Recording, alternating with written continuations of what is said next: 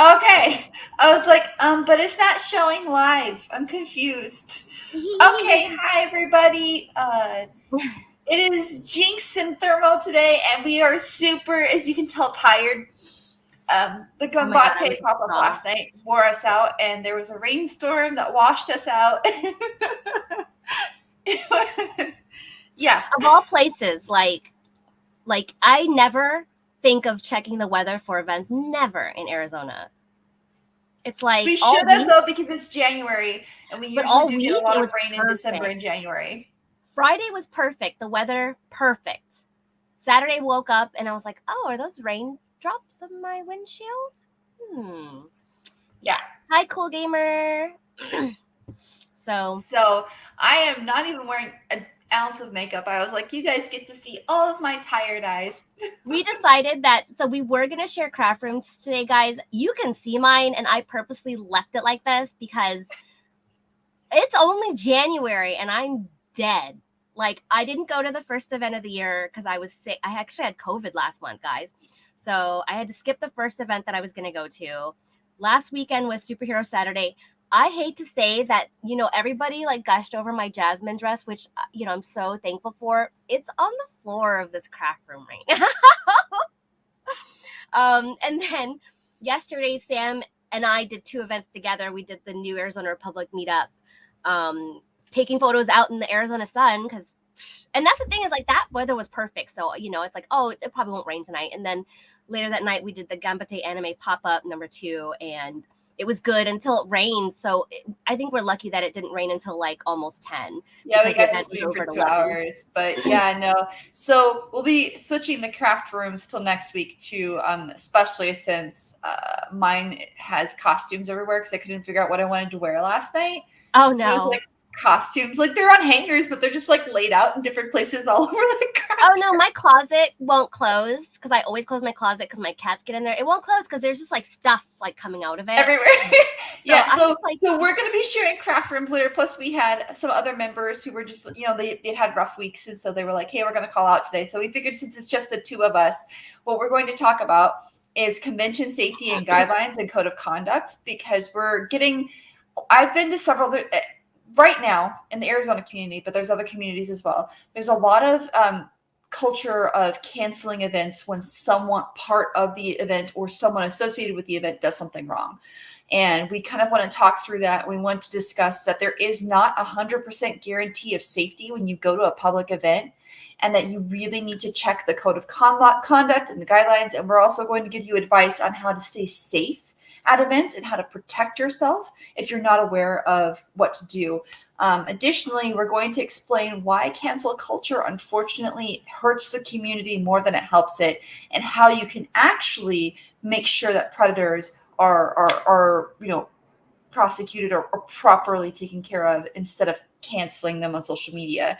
In my opinion, canceling on social media, you're not physically doing anything to help your community. All you're doing is voicing an opinion in a platform that not everyone sees.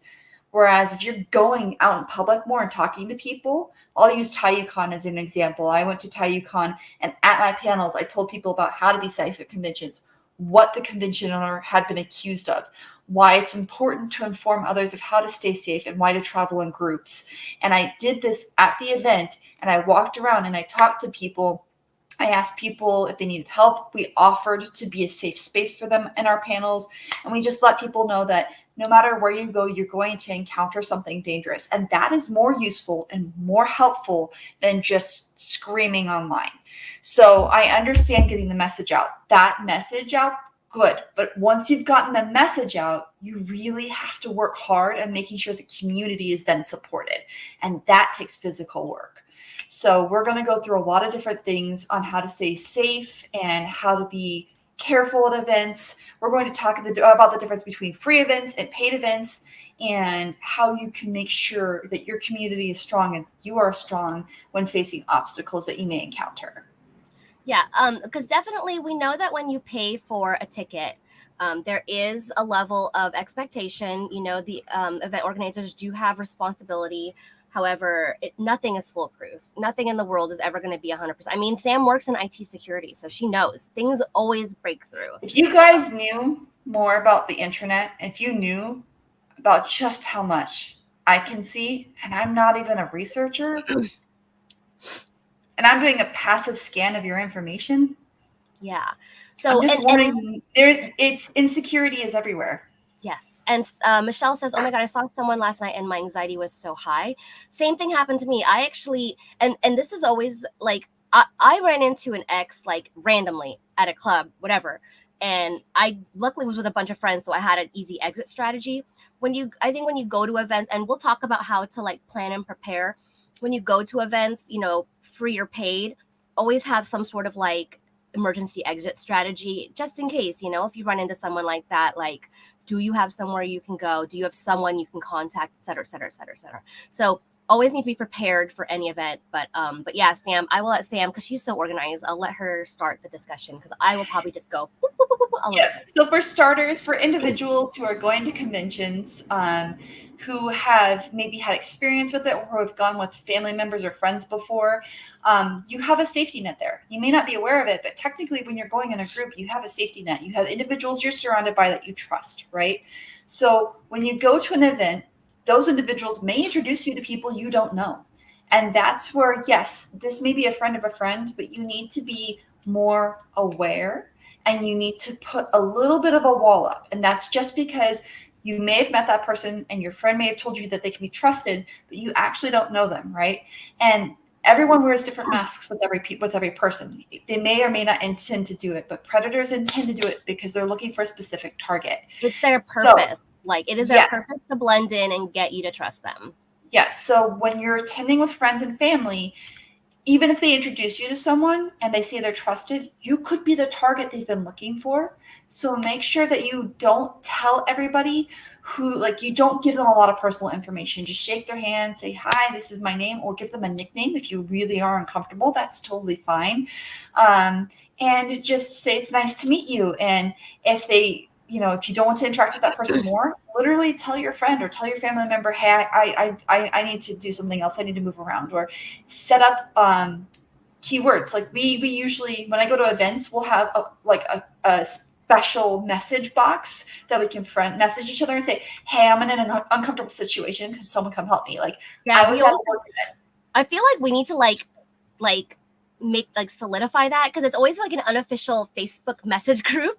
Yeah, so this is one And thing, it like, but this is an go ahead. example. Like I was at a work convention. Okay, so this isn't only in the cosplay community. This isn't only in the sci-fi convention community.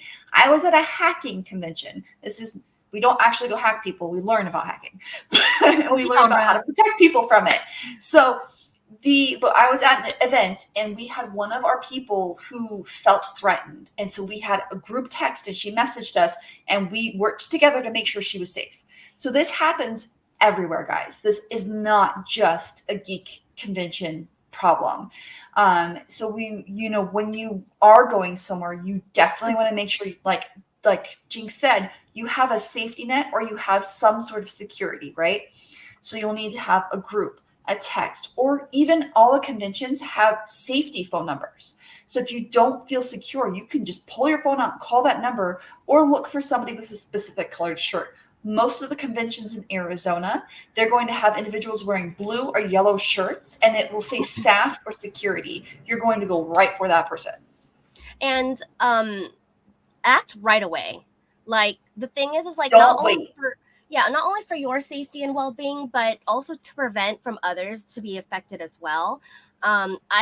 I know it can be really hard. I know not a lot of, not everyone has the confidence to like come out and say something right away. And it can be super scary. Like, number one, saying something out loud means that you're acknowledging it. Okay. We're not going to go into the whole like mental health thing, but we understand. We understand putting it out in the atmosphere makes it even more real. Like, oh my God, so and so, this happened to me. And now you have to accept it because you've said it out loud. But if you think about the people that you could protect as well, maybe even your friends or, siblings or whatever, let that be your motivation to go and say something. But because I'll tell you, like, a lot of people will think, oh, I'm overreacting. Oh, no one's going to listen to me or whatever. It's not a big deal. Just say something. It's always that see something, say something. because if nothing happens, nothing happens. If it keeps popping up, then guess what? Like, there's your one experience, someone else's, someone else's, someone else's. So now they know this person needs to go. If it's one time it happened, maybe it was a misunderstanding and it's all gone, whatever. But you don't want to take the risk that someone else could experience the same thing. And that's all because people stay quiet. Right. Again, I get it. It's not easy, but if you have to think of it a different way, think of how you're going to save somebody else. Yeah. And like, you're welcome, Michelle, for the information. Hello, Rob. Thank you for letting us know we look cute because we're not wearing makeup and we're tired. This is the least Thank you. effort I think we've ever done. And then Lillian, yeah, most of the conventions have signage and most of them have specific shirts, but a lot of conventions currently have not only their own Twitter accounts that you can privately message them at, but they also have special phone numbers. And it's typically found at the bottom of the webpage, or it's found in their code of conduct or convention policies page. And we're going to share some of those pages here soon to show you what to look for. I used to volunteer for conventions rather consistently until all of a sudden I was speaking for them. And now I don't have time to volunteer because I'm talking at them. But the biggest thing that we had was we had a special number and we posted it on the website. And we were like, please call this number if you are in a dangerous situation. Also, you can call 911 or you can call like if it's an absolute emergency and you feel like you're being stalked or threatened, call 911. But if it's not, did you know that every city has a non-emergency police number? Yes, even from 911, you can select. You can ask for them to connect you to the non-emergency police. So don't feel like, oh, I'm bothering them. They've got more important things to do. You can always just at least report it, and they can at least have the information. So let's even say whether or not you believe in the police or whatever, you need to tell somebody. Somebody needs to know so that when it escalates, there's a trail. Yeah, and my first advice is if the person who approached you or committed the action or the verbal, if you are confident enough, tell them that this isn't, I feel uncomfortable with what you're saying or doing to me. 2, you are crossing a boundary I did not give you permission to cross. And 3, if you do not leave, I am going to report you. And even if they do leave, still report them.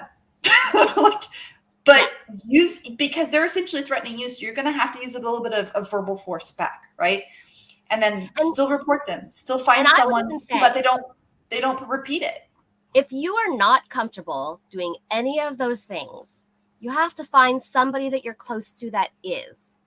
Yes. If you need a spokesperson, find the spokesperson, because either way, that information needs to get out. So I know a lot of people have anxieties and, trauma that prevent them from sharing information like that. But there's got to be somebody out there that you trust, or even if you do it anonymously,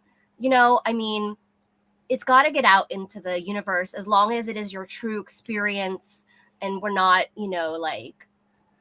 it's not out to like name and shame, et cetera, et cetera. It has to be a true experience. It's information, information that the public probably needs to know. So try to do that. And I just want to mention a couple comments. We've got a couple here. Matthew says, hugs. Thank you for joining us. Lillian says, share all the things. I run a convention and this is so helpful. Please, we want to talk to you more, Lillian, about your convention, by the way. Michelle, by the way, you guys looked great last night. Thanks so much for hosting and getting more of these events in the forefront. Thank you so much for saying that, Michelle. That is awesome. We had one of our viewers, I don't know if you're watching, hi, Pearl Cosplayer, that said that they find out all the events through us, which is so awesome. So Sam and I are actually going to run with that. I'm updating the website this week, and we're going to share the calendar probably after every episode, or like at the end of each episode, we'll just share the calendar. Like, we're going to start proactively finding events around, and we're going to start sharing them because that's really awesome. Oh, you were the Pearl. Oh, okay. Thank you so much for. I was almost in tears. I didn't want to be all dumb and be like, oh my God. Really appreciate it. Like, that is like so important to us to hear that. So going back to the subject again. Yeah, so real quick to recap for those of you just joining us, we're talking about convention safety. Conventions cannot guarantee 100% safety because it is a public event. You should never give out personal information to a person you just met, even if family or friends introduced them. Just be very, very limited with the data you give them. And if you feel uncomfortable, bring it up right away. And if you can't bring it up right away because you're not confident enough, find a spokesperson, security staff member who can help you bring it up and make sure it's taken care of so that other victims don't experience it. And I'm going to mention this because I know that there's a lot of people that follow other cosplayers. I know Sam is good with this, or Amber Bright Props is good with this. If they have a table or a booth at an event, it's a safe space. That's always going to be for CosTalk Live as well. And for me as well, if I have a booth or a table, you are always welcome to come. And if you want to hang out, if you're trying to avoid somebody, we will speak up. Obviously. We're actually doing a lounge at Tempe FanCon next week. So we're going to have a friend fort because our booths are right next to each other. Yeah. So if you feel uncomfortable and you're in a space and you are going to Tempe FanCon, which is a free event where we can move into this now. Free events, I got to tell you, security's even less. It's more relaxed, right? Because there's like zero. It's community. So there's even less guarantee of security. So this is where you really want to rely on a friend network or finding a safe space booth, or looking, and I'll pop up the guidelines that the event has and look and see what those guidelines are. And if someone's breaking the guidelines, finding a staff member running it and telling them what's happening so that they can make sure that individual's banned. Usually the public events associated on government properties, like the Tempe Public Library, have some kind of city police officers present. But that's not always a guarantee. But we are going to have a booth. So if you want a safe space, we're going to have, I think, Jinx is going to bring some like little plushy chairs, and we're just going to have a little lounge in the back. Actually, maybe I should like make some really quick because I always have this extra fabric and stuff. Just put a bunch of bean bags. We'll just throw them all everywhere and be like, it's beanbag con. Yeah, that's what I've always wanted to do. Like, so a little off topic here, because I've been doing events for a very long time. A long time ago, I used to work for a blog site called Girls Entertainment Network, and I can guarantee none of you have probably heard of it. But we got a booth at E4All, which E4All was the tiny little short-lived public version of E3. And since we were a blog site, we didn't have like anything really like products or anything, but we set up a lounge, we set up Rock Band, and we had so much freaking fun the whole time. So finding a safe space like that's really important at free events. And it was great because people they didn't know our website, but then they were like, oh yeah, well, check it out. You guys are so cool. And they would come by and say hi. And, and it's like, it's amazing because I think at, what was the event that you went to, Sam, where they had a lounge area right in the middle of the exhibit hall? It was YumaCon. Oh, that was YumaCon. I was like, that's so freaking cool because separating that all out, like the dealer's room is all one thing. And then it's like stressful.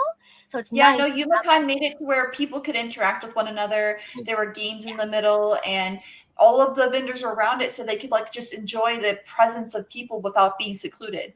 Yep. And that's what I love. And that's what I would like CosTalk Live to be, And so Papa Fallout also noted that the new Arizona Republic, which is a Fallout group, is also a safe space. So they typically do really big booths at Tucson, but I know that we're trying to reach out and do other events. If you see the new Arizona Republic, they are also a safe space. And I know for a fact that they almost always have snacks. So I mean, even if you're okay, but you're hungry, go down. Yeah, I mean, but the big thing, like I'm going to share with you guys kind of the convention guidelines, for instance, what's going on at the free event next weekend at Tempe FanCon. So you can see that these events are trying their best to set up guidelines. Now, this is a really small guideline. This is a public library. It's open. It's free. It's all outdoor. So its safety is very limited because it's literally anyone can walk off of the street and come right in.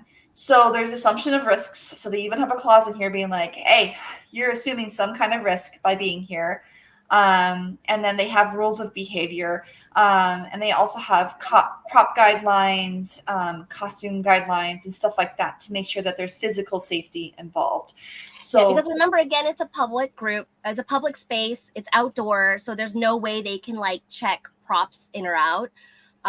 So anyone can do anything, which is scary when you think about it. But as long as you're taking those precautions, you can keep yourself safe, and we can help you, and et cetera, et cetera. Yeah, and I mean, this event, like I said, this is a free event. So this is a much smaller, like this is their page. This is it. It's very tiny. Like it's not much. And then they just have a couple bits of information here on the side, right? Now that gets a bit different when you move to a larger con. So in April, I'm going to be going to Sakura Con in Seattle. And they are one of the larger anime events in the Pacific Northwest. So their rules of conduct are a bit more elaborate. And they even have, I mean, they have, this page is huge. I scrolled down, there's a whole bunch of information above for safety just regarding COVID. So they have layers and layers and layers upon safety, code of conduct, reliability, staff, security. They have a lot of information. And this is really important to read if you're going to a convention for the first time, or if you're going with friends, or if you're going alone. If you look at this, it gives you all the information you need. And a lot of these even have like, hey, this is how you contact us to make sure that you're safe. But there are different rules in here that say, you know, violation will, you know, it is against the law for, I mean, sexual harassment is illegal, guys. So you can 100%, like I said, call the police. But a lot of these events have security present to make sure you don't have to go that far, to make sure you have someone nearby to contact. And the cool thing about the Washington State Convention Center is they have safe rooms built into the convention. So there are actually quiet spaces or community spaces or diversity spaces or spaces where you need help. They literally have it labeled on their map. So this is one of those conventions that is working really hard to try and make it secure, but they understand that anyone can go to their event, anyone can buy a badge because they don't background check people. You know, that's another thing I'm going to let you guys know.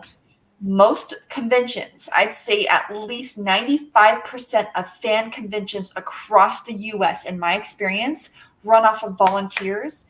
And because they're running off of volunteers, they're not doing background checks, right? The reason they have volunteers is because they can't afford staff. So they can't afford a background check on that volunteer. That means you're exposing yourself to some risk, and they're also exposing. I mean, even some employers don't do background checks, so remember that. More cons are doing unconscious bias training and sexual harassment training to keep people safe.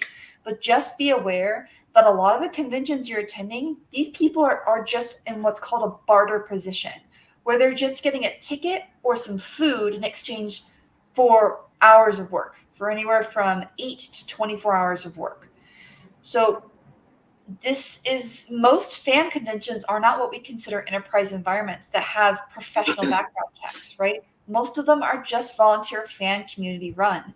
And so when one person messes up, the whole community shouldn't have to suffer. Instead, that one person should be ousted. The community should work on making sure that the individuals who have experienced that are kept safe. There should be people going to the event that that individual was associated with and speaking out about it. And then you should continue to support that event and continuously request change to their policies, change to their guidelines, more security. Because the more you attend and vocally voice at that event and make it a problem, the more the convention has to change. When you speak up online, they can ignore it a bit more because you're not at their event. But when you're at their event talking, they can't ignore it. Mm-hmm. So that's why I say that cancel culture on social media is unfortunately useless for anything more than just notifying people of what's going on. After you're notified, you have to physically commit to going places and making sure you see the change happen and being vocal about it. I think also, Sam, the way you keep the community strong, and it's how you keep the artists paid, because there are artists that can't leave their booths. They can't get out of it because they made a commitment, a contractual commitment. And so now they're not going to make money because people decided to boycott something for one person's mistake out of 50. And so you're making an entire community suffer. Absolutely. It's much better to just go to the event and speak out and really, you know, protest. Well, and Sam, like, there's people that don't know that go, you know? So, I mean, yes. So informing them is better. Yeah, so you're gonna get you know, you can inform the people that frequent, you know, the internet or whatever, but then you'll get the people that don't know, or maybe they're outside the community. You know, there are always people like normies that want to check it out, or they have kids or whatever. And you know, they should know too. I mean, let them form their own decision. give out the information and let them form a decision. But you're never going to stop people from going to an event. So the No. fact that if we can still go and, at least talk, if you go and then like pretend like nothing happened, like that's another situation. Like we need to inform and use our voice. And there's a couple of other comments here. Matthew says Tempe FanCon is a good look. It is like, it's so great. I love FanCon. The community is so amazing there. Lillian says, what kind of dick would ask a volunteer to do long shifts like that? I mean, it happens and people will do it. Sableton Con.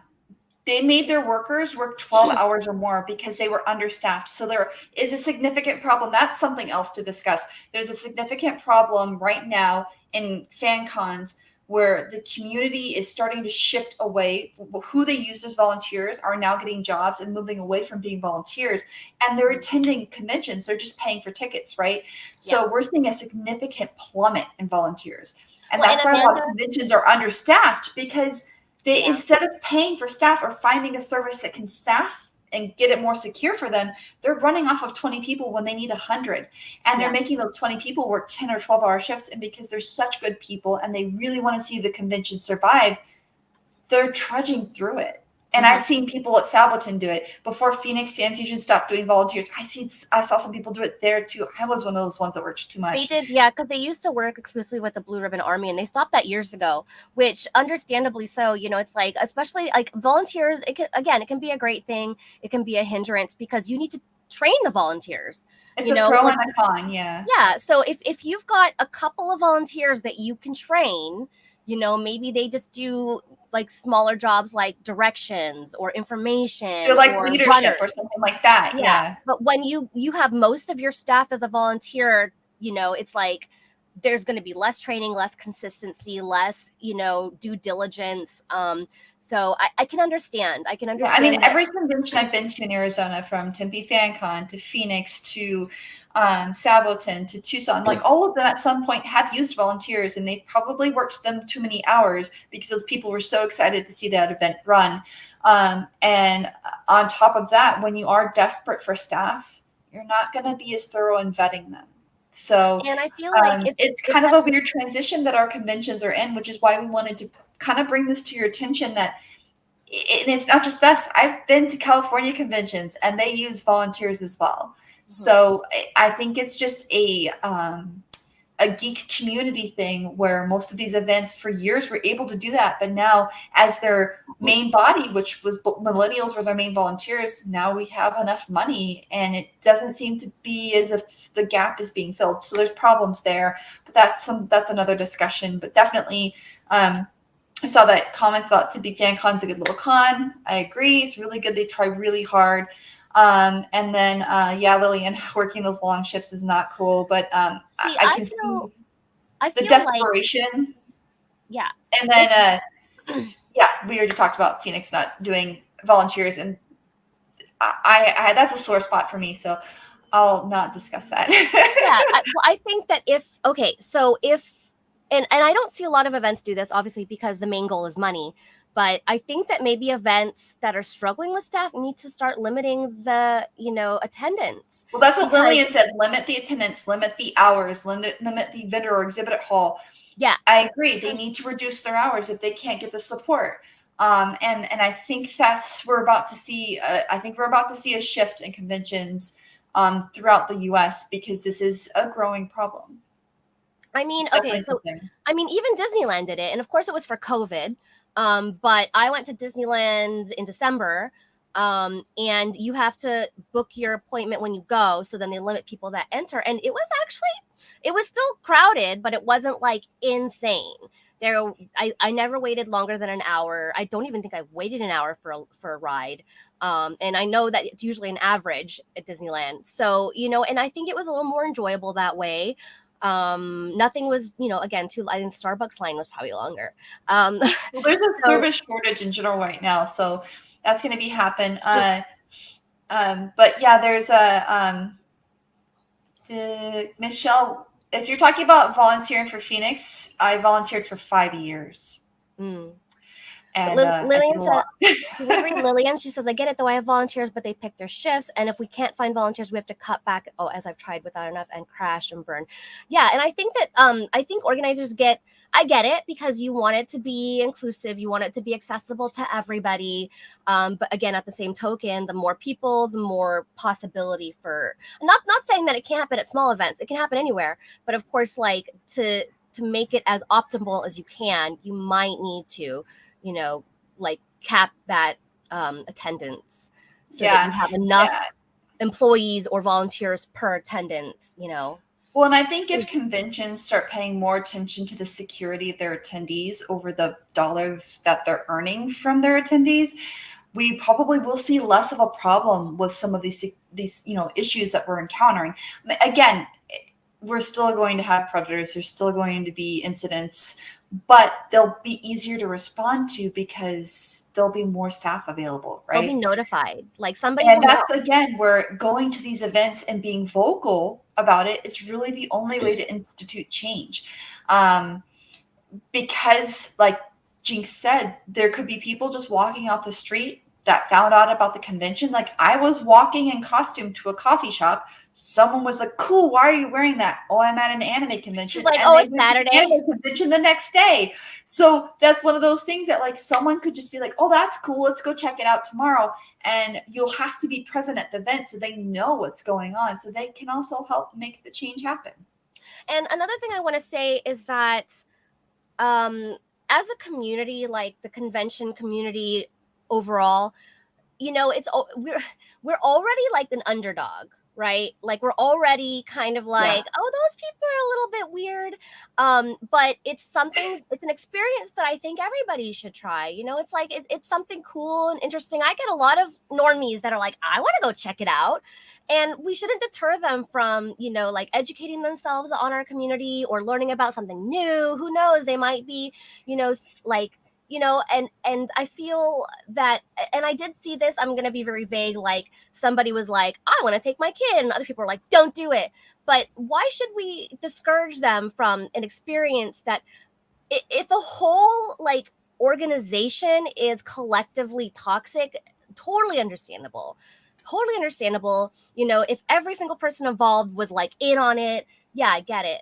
But then there's other people that worked to make this event great for the public. There's other vendors that's what they do. They go to every single event every weekend to sell stuff, and or artists who try and like get exposure. The people that are like not a part of the community, that's something they may never have experienced, or now they found a new fandom, or they have an artist that they love, or maybe it's people that like art but they're not necessarily like geeks. So it's much broader than cancel culture. It's like we're keeping people from experiences and making their own decisions. And it's like, yes, if a 13-year-old kid's like, I'm gonna go by myself, we'll be like, whoa, wait. But as far as the general public, let's let them make their decisions. We can inform them. Information is always important, but to say everybody needs to do this, you're making their decision. Yeah. And that's one thing I do. What you mentioned about someone 13. So I'm going to warn you, conventions are starting to put age restrictions on how old you can be to be alone at them, right? Because they do want to ensure more security. So there was one event where you had to be 16. So you even had to have, like, you either had to have a parent there saying you're 16, or you had to have one of those temporary licenses when you're 16. Some events, if you're under 13, you're not even allowed into certain spaces. And then in other events, if you're under 13, you have to have at least one adult with you. And they can't just be 18, like they have to be over 21. So this is where reading the code of conduct and the convention policies is even more important, because I don't want you to go there and then get rejected simply because you weren't aware. But they're doing it for your safety, right? So they're starting to make policy changes. It's just very slowly happening as they're figuring out what the best thing to do is. Lillian says, wait, age? Ours are 13 and under for kids. Do you mean your event? I mean, if they're specifically geared towards kids, that perfect. But like for a 13-year-old to be like, I want to go hang out at Phoenix Fan Fusion with my other 13-year-old friends. Yeah, Like, they're that's kind of talking what about we're specifically unaccompanied, like 13 and under yes, have to be unaccompanied accompanied by an minors, adult. etc. And in some states, they have to be, it's 16 and under. So it really just depends on where you're Okay, you at. meant parents to be there. Yeah. Because Yeah, like yeah. so my niece is 11 and my sister's constantly like, some of her friends are at the mall by themselves. I was like, what? No. So I mean, everyone's different, you know, but it really isn't as you know, anytime it involves minors, it really is a conversation to be had. Yeah. Again, like not saying that like minors can't take like, you know, I mean there's 16, 17-year-olds out there that are, you know, perfectly capable, but I think that parents need to be involved. Get that exit strategy, that emergency plan, the contacts, the communication, people you trust at the event. Those all need to be in place for anybody as well. Like if I was just to go by myself, I should make sure I have, you know, my phone available. Is there a signal inside? If something happens, can I call someone to pick me up? Sort of thing. So what is this one that we're looking at? This is Phoenix. So this is just show they've got all of their contact information, their badge redemption. They've got a specific email, and this goes directly. That goes directly to their support line, and they map it really quick to whomever needs to take care of it. But they have really good harassment and discrimination policies. And I mean, they've gone through, Phoenix is one of those ones that they went through the ringer. They went through what Taiyu went through. They had several individuals in their crew that did some shady stuff that were inappropriate, and they had to rework their situation. They had to reorganize, and the community supported them through it. And now they're a lot stronger for it. So that's, you know, where when these things happen, instead of basically blackmailing a convention, try to support the people that were doing good in that event, that were trying to make the change, and just again get rid of the person that's making it bad, get rid of the toxicity. So I don't know how I bring this up in like every conversation, but I am a true crime fanatic. Yes, you love true crime. You're always talking about it. I've watched like everything on the streaming channels, and now I'm listening to podcasts. So I just want to say something, because like a lot of people get mad at other people. And here's the thing. I'm not discounting people's experiences. That's not what I'm trying to say. What I'm trying to say is that there are other people that were not involved that are like, well, that never happened to me. Now, here's the thing. The end result is what's important. If they're like, that never happened to me, and they still think that doesn't happen, that's a problem. But if they said that never happened to me, and then they're brought with information, they're like, oh wow, I didn't realize, like now I understand. Because of course, like predators don't prey on everybody. Like that's not their thing. They have their type. Look at Ted Bundy. Did you ever think Ted Bundy was gonna be? I mean, they had Zac Efron play Ted Bundy in the Netflix. Like they're anybody. Predators are anybody. I'm not saying like go out there and be paranoid, but they are everybody, anybody, and their goal is to get you to trust them. So that is their colleagues, that is anyone that they interact with, that is their prey. They're, you know, they want you to trust them. So even if they're not preying on you, yes, that's right. Like, oh, well, I thought he was such a great guy. That's what he wants you to believe. So well, and this is something I've had to learn, right? I am almost 5'10". Predators don't mess with me. The two times I've had individuals attempt, I was late at night, someone was following me, I heard it, and I spun around and I basically tried to smack them with my bike, and I scared the crap out of them, and they ran. So I have the luck of being a very big girl. So I've had to learn from people who may not necessarily have my size to their advantage, that my experience is going to be completely different than theirs. That doesn't invalidate what they're experiencing. You know, I am treated differently by people in the community because I've told Jinx this. They think I'm intimidating, even though I'm really nice, but I've been told I'm intimidating. So I get treated differently. People are more cautious about how they speak with me, whereas they may be more open or vocal or inappropriate to Jinx. Oh, yeah. And when I fight back, they were like, whoa. I'll tell a story because I was a flight attendant. I was in, we flew to Paris. I was in the subway with another colleague of mine, and there's signs talking about pickpockets, right? So we're walking, somebody grabs my purse. I turn around, I'm ready to swing. And it was our captain from the flight. And he's like, whoa, I'm just kidding. And I'm like, you can't freaking do that. He's like, I thought you were going to hit me. I was like, I would have. Like, don't mess with me. So again, like, you know, people will make judgments about whoever, but my point is, like, the people that are saying the whole like, well, I wasn't affected, educate them, you know, don't rat them out. If they're still like, nah, whatever, and they don't want to listen, that's another story, because then Yeah, they're because not I mean, ready. I've got people in the community that I've had to talk to that others have just like, well, I don't even associate them because they said this. I'm like, they're young, they didn't know. When I But talked to also, him or we're her, they were like, human. oh, I didn't think of it from that perspective. Thank you. Yes. And they rolled back their statement. Yes, and we're human, guys. Like, I made an example of like Sam. If Sam is a very close friend of mine, I will trust what she says. If in the end she duped me, whoa, you know what I mean? It's like I will be like, well, crap, Sam is actually, you know, an you know, a shapeshifter, and she's really a cat or something. I have no idea. You know, Guys, I'm a lizard person. so it's okay. It's okay for these people to have made mistakes. We make mistakes. You know, it depends on whether or not they learn from it, and then you make your decision if you're going to interact with them or not. But we can't automatically blacklist everybody involved, because, again, we all learn. It's a learning experience. We all grow. We stop growing when we die, and then we start growing mold.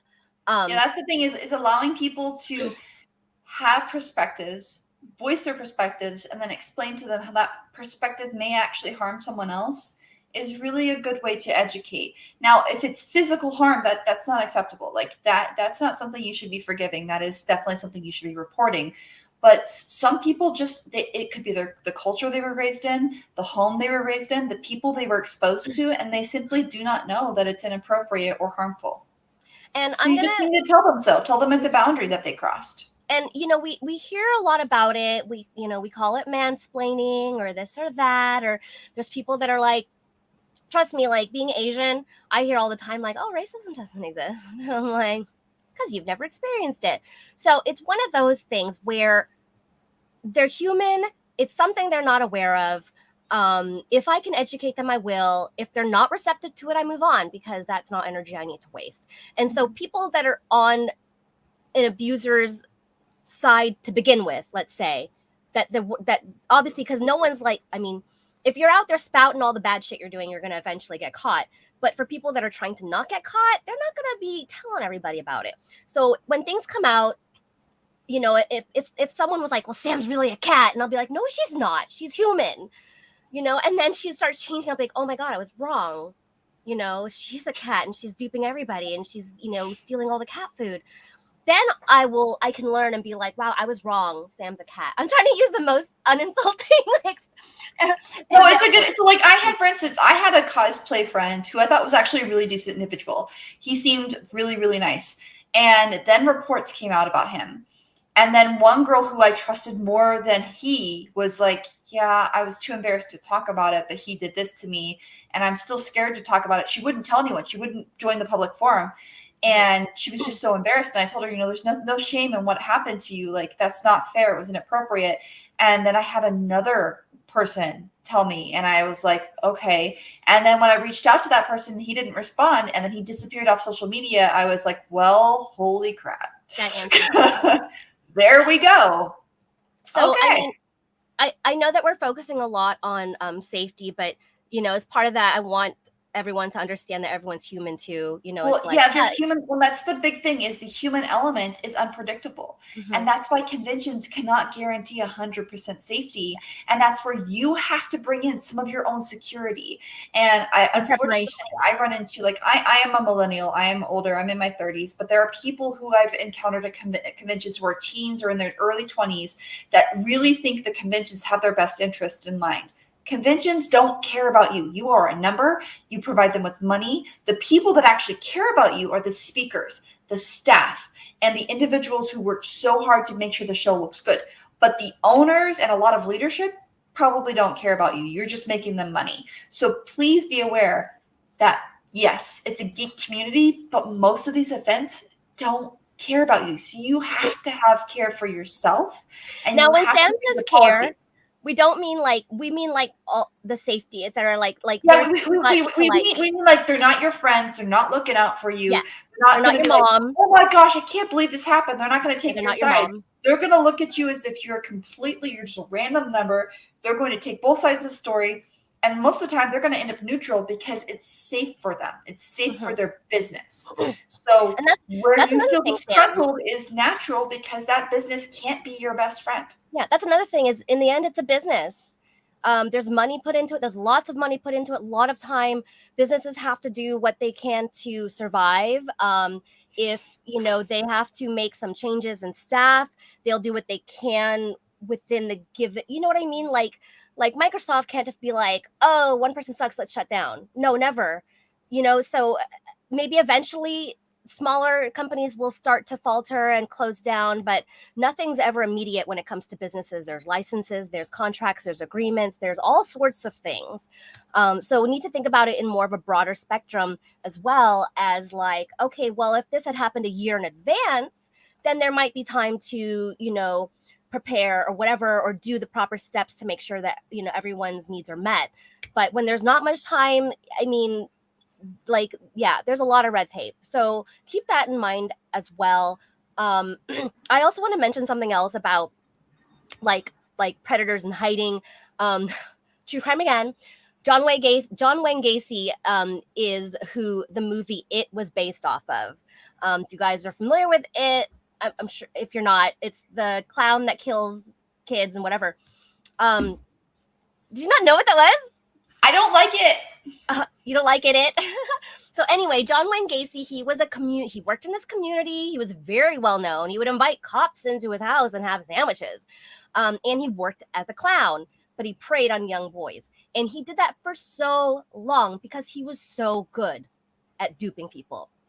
So please always remember that. I'm not saying don't go trust anybody. Like, please, live your life. Just have an air of awareness, right? And I see we've got some, apparently, Lillian saying Jinx is dropping truth bombs. Yes, Amanda also likes true crime. So, and Amanda, like I said, reminder to stay aware. And Mercedes, is there a way I can get into this? What specifically is this? Yeah, what do you mean? We've been talking a lot. Yeah, and then we got to do a Ganbatte wrap up too. Yeah. So we're gonna we'll answer the question that you posted, Mercedes. But last night we did the Ganbatte Anime Popup, and that was sponsored by the Donut Parlor of Tempe and Arizona Asians, and it was really cool.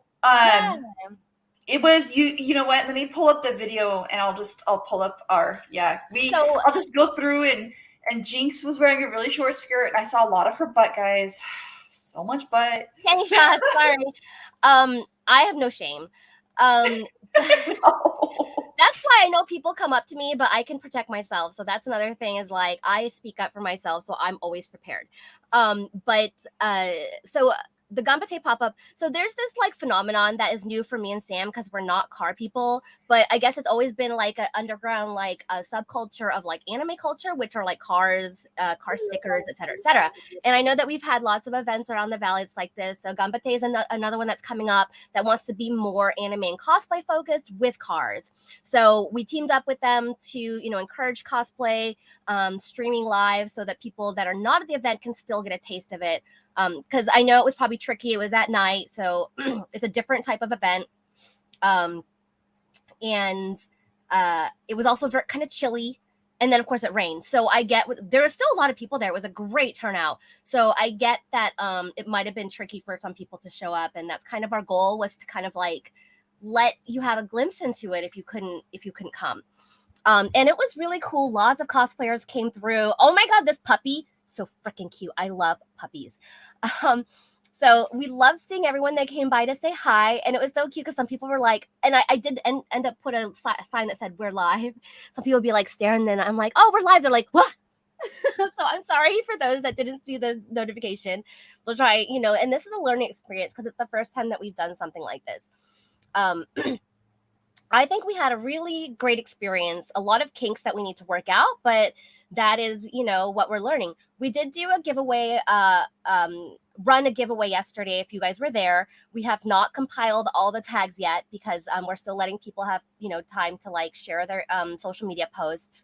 But it was fun. It was a lot of fun. I think a lot of people thought it was cool too. That like, oh, we're live, and that people could wave and say hi. And of course, if you wanted to just watch the line of donut eaters increase in front of Donut Parlor, that was also amusing because every time we turned around, it was like short, long, oh, longer. So yeah, it was a lot of fun, and we saw families out there, which was really cool. Lots of cosplay. The cars again is new for me, but there was some really cool cars out there. You gotta try to find the kitty. I'm like trying to find the kitty. Oh my god, that cat. Yeah. So we saw some people we knew. That's Mystical Lala. She competed in one of the contests I made last, I think at the Asian District Asian District Night Market. Anthony says, "Did you both have fun last night?" Yes, it was really cool. I definitely wish I could have been more interactive because again, like this was the first time live streaming an event. We definitely need like 3 or 4 people at the booth associated with CosTalk Live. We definitely needed more hands, and then we had to skip our original plan of using the Wi-Fi because something wasn't connecting, and so we used our phones. So then we couldn't go mobile, which is what I wanted to do. I wanted to take my phone around and be like Jinx Cam and like look at all the different booths. So definitely things that we will use to improve our next event. I think what we did was pretty good. You guys, we're happy to hear feedback. Jess, I'm so much taller than you. Every time you stand next to me, I'm like, oh my gosh. Yeah, and I wasn't wearing very tall shoes either. So we'd love to hear feedback if you guys watched any part of it or participated or came by. I'm always trying to streamline things to make it a little more, approachable. I loved seeing the families that were caused. It was like a Demon Slayer group. There was a cosplaying cat. There were puppies galore. I love puppies. So that was a little frame I made to enter the giveaway. If you guys took pictures and you haven't posted your tags yet, you still have time. I'll give a couple more days, and then we'll announce the winner. Maybe we can announce it next Sunday on the next stream. Yeah, we should be able to do that. I think that'll work. It's funny because like you and I were running back and forth between interviewing people, and I was like, I kept throwing my phone, and it kept trying to fall over because it was windy. Oh yeah, the wind. It's if you guys are not from Arizona, it's like stupid here. Like sometimes the weather is just amazing. Our wind just steals everything. It actually like stole someone's tent and threw it on a bunch of cars. God. Yeah, a tent blew onto a car, and it's like everyone was running to save it. I was like, dude. I feel like the kitty's down here somewhere. I will find you, kitty. It was definitely a lot later. Our stream was 1 hour 53. Oh, she bought me Christmas gifts. Oh, there's Pearl. I see Pearl there. Yeah, and then I hadn't seen Sam for so long, so I gave her Christmas gift. I know it looks like I put it in a plastic bag, but I was like, I'm being eco-friendly. This is a reusable shopping bag. So there's the kitty. Kitty, where are you, kitty? I love how I'm literally just scrolling through to find a cat, guys. Can you, even though this cat assaulted me, the cat assaulted me, okay? That was my fault because I'm like, Sam, stick your finger in there. Oh, these guys were really cool. They run a YouTube called Saturday Fatterday where they just eat stuff all around the valley. And apparently we unofficially made a collab together where we'll dress up in like Miyazaki cosplays and eat like Miyazaki, like the food that he's drawn. So that's cool. So you guys should check them out. Saturday Fatterday. Why am I dancing? I was so tired. Because it was cold. Yeah. And I was like bouncing around a lot. So yeah. And let's see. I feel like the cat is near here somewhere. Or I missed the cat. I should go into our YouTube and put like timestamps, huh? Yeah, cat? We'll have to go through here and find cat. Cat timestamp. We'll have to find that. Cat stamp. Yeah. Oh, wait, you found it! Look at you! Oh, there we go. Oh my god, I was like, come see this cat. I found it! Oh look at me. The cat assaulted me, but it's okay. You're so excited. Like, you're just dancing around. I didn't know she was going to take the cat out of the cat carrier. I was like, oh my god. And then, okay, we can see the closed captions because we're going to see her Instagram. That cat licked me. And she's dressed up as Nezuko. I saw it and could not take the opportunity. It was Amanda so says, cute. yeah, are you looking for the cat in the pink backpack? Yeah. And then I was like sticking my finger and she was like playing. And then I was like, Sam, stick your finger in Like there. she And attacked me. oh Ah!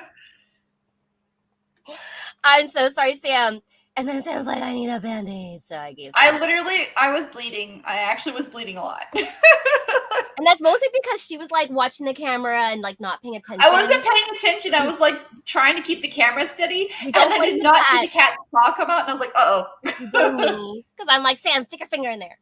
I felt like we were like 10-year-olds, like, yeah, stick your finger in there. I love kitties. So I was Yeah, also really cold and frozen and my brain wasn't working right. I love animals. It was fine, and then it got really cold as soon as the wind and the rain. Yeah, like, but I highly recommend checking out like Ganbatte and looking at like, because the car culture I think is really cool, but I also think that it is much more interesting when you've got people like, I feel like they need to find cosplayers that are based off of the vinyl wraps they have on their car and surround them and like maybe have them sitting in the cars and being like, I'm taking this car, it's mine.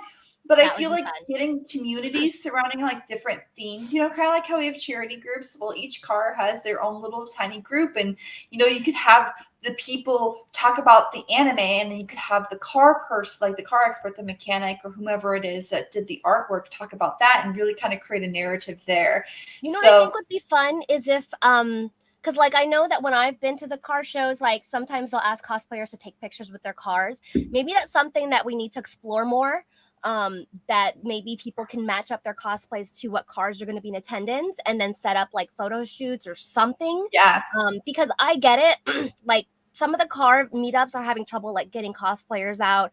And always is a great idea to invite cosplayers, you know, but that could be fun too if car owners are, and I get it, like sometimes people might scratch the paint or whatever. I get really like nervous too when someone's like, pose with my car, and I'm like, hover hand, I'm like, hi car. So if maybe those guidelines are hashed out and they set up like actual like meetups to like photograph with a car, that would be cool, especially like KDA. I know there's a couple people that shot KDA with a car out there and stuff. Yeah, there are.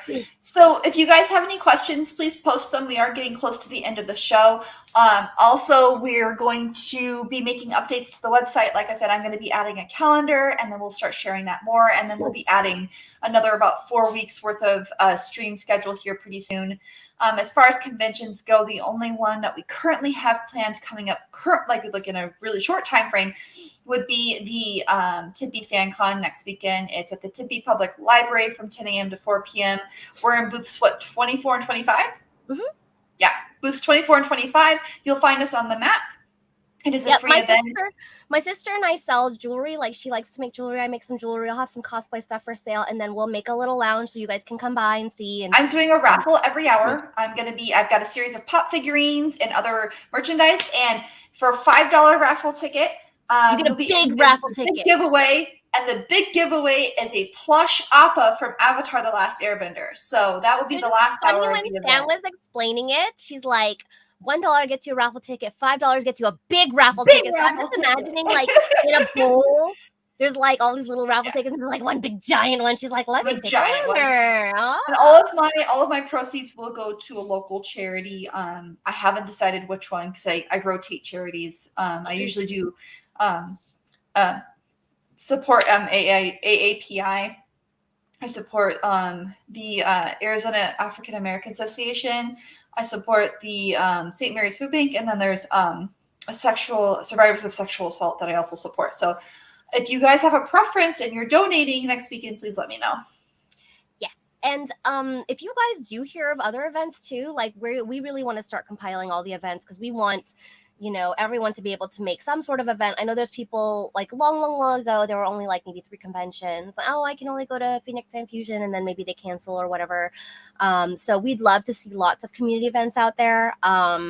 Yeah, like the New Arizona Republic had a meetup. There's a lot of charity groups or fan groups that are starting to do meetups to make sure people have community. And I know a couple photographers that want to go back into the whole photo meetups. So definitely, like, if you guys are interested in those kinds of things. And if you have suggestions for episodes too, please visit our website or message our page too.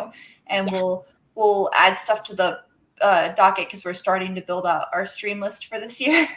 Yes. And our goal this year is maybe to go out to a couple more events and, do panels. Library Con in Apache, maybe one of the ones that we'll stream live from again, simply because the service out there is a bit more stable. I am considering submitting to SakuraCon and see if they're interested in a live stream. Especially because Chibi's from there. So we definitely want to include the community out there as well. I mean, we want to include the community all over the place. So even if you know people like that are not in, you don't have to be in Arizona. You can be anywhere. I mean, time zones get a little tricky.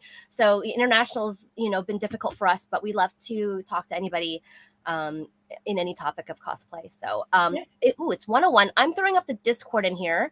You guys can join the Discord. It's for anybody who loves cosplay. You don't need to be a cosplayer. Chibi's really good about keeping that going. And then, of course, we're always open to suggestions. Sam, you can throw in any references that you have in there in the post-show chat. And I'm going to be working on transcribing this stuff into a podcast. That's kind of where I would like to get into next is getting our audio into a podcast for a broader audience. So if you guys like podcasts as well. And Amanda, let me know what your favorite true crime podcasts are. And we can share. Apparently women are really into it. Like it's more of a woman's thing. My husband's like, I don't get it. How do you have anxiety, but you listen to true crime podcasts? Anyway, so Sam, where can we find you? You'll find me on ThermoCosplay.com, and you can find us on CosTalk -live.com, and I'll be updating both of those websites next week since it's my birthday and I'm taking time off of work so that I can actually do personal things like update websites and clean costume rooms. Wow, what a great birthday, ma'am. And our social media is at CosTalk Live on Facebook, Instagram, Twitter, TikTok. Okay, we're not active on all those things. YouTube, we don't have our own URL yet, so please. We're getting close. We're getting close. Please subscribe to our YouTube at least, so if we can reach that custom URL, would be great. Thank you, and Twitch as well. So we do stream on Twitch. We also love anything collabs. Like I said, I'd love to do a collab with this Saturday Fatterday. We've got lots of cool things coming up that we want you to keep an eye out for, guys. We just love cosplay and we just want to share that love with you guys. So yeah, thank you so much for your support. Oh, and you can find me jinxcosplay.com, and my social medias are the Jinx Cosplay.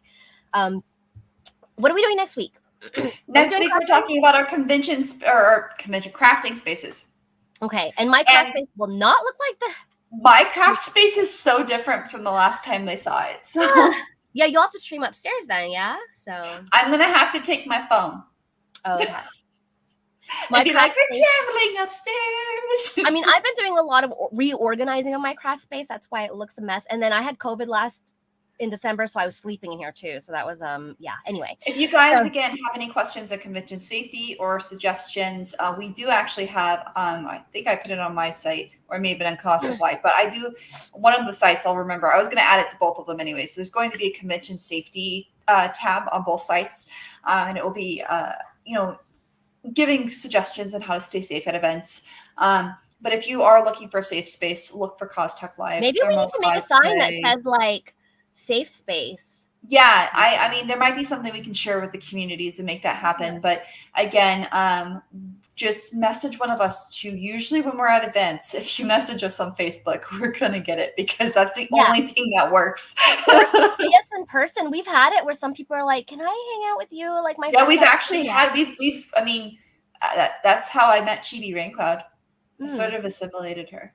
Yeah, because we usually are in a group, and we